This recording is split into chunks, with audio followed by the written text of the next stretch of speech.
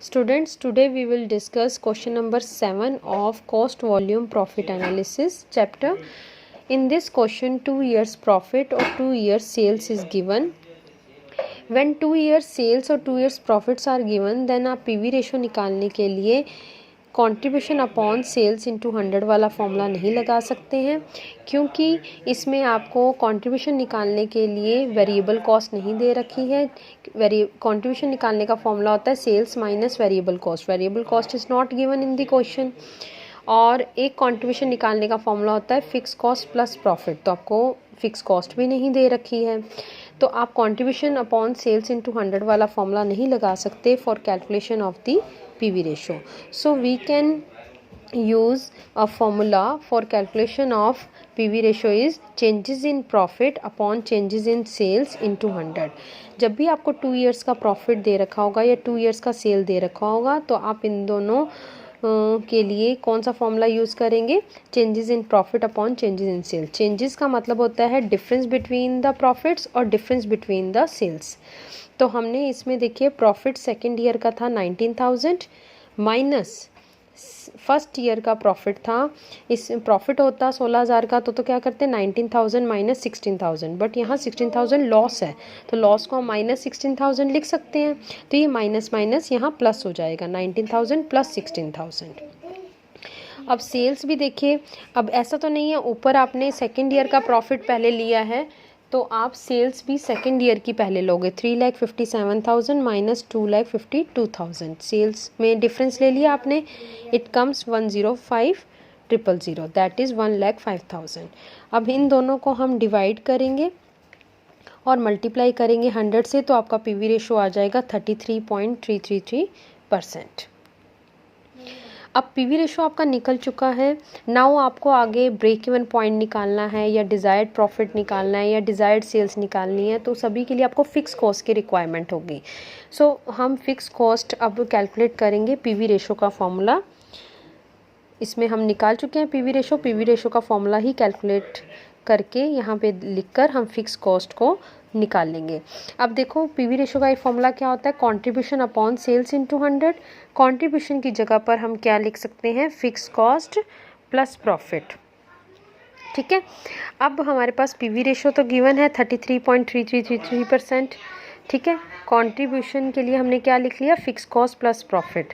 तो अब प्रॉफिट आप जिस भी साल का ले रहे हो, सेल भी उसी ही ईयर की लेनी है। हमने सेल ले लिया, प्रॉफिट ले लिया है 19,000 सेकेंड ईयर का, तो सेल भी सेकेंड ईयर की ही हमने ले लेंगे 3,57,000 इंटू 100। अब ये इधर डिवाइड में है, इधर हम मल्टीप्लाई में करेंगे 33.333 इंटू 3,57,000, और ये 100 इधर मल्टीप्लाई में आपके लेफ्ट हैंड साइड मूव करेगा तो 100 डिवाइड में चला जाएगा।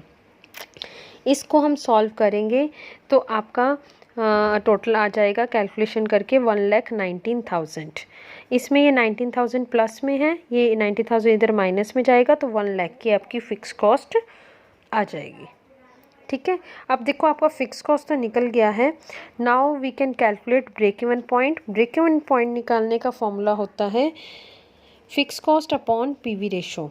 तो फिक्स कॉस्ट आपकी कितनी है बच्चे, फिक्स कॉस्ट निकल चुकी है 1 लाख रुपीज़, और PV रेशो हम निकाल चुके हैं 33.333%, को हम 0.3333 लिख सकते हैं।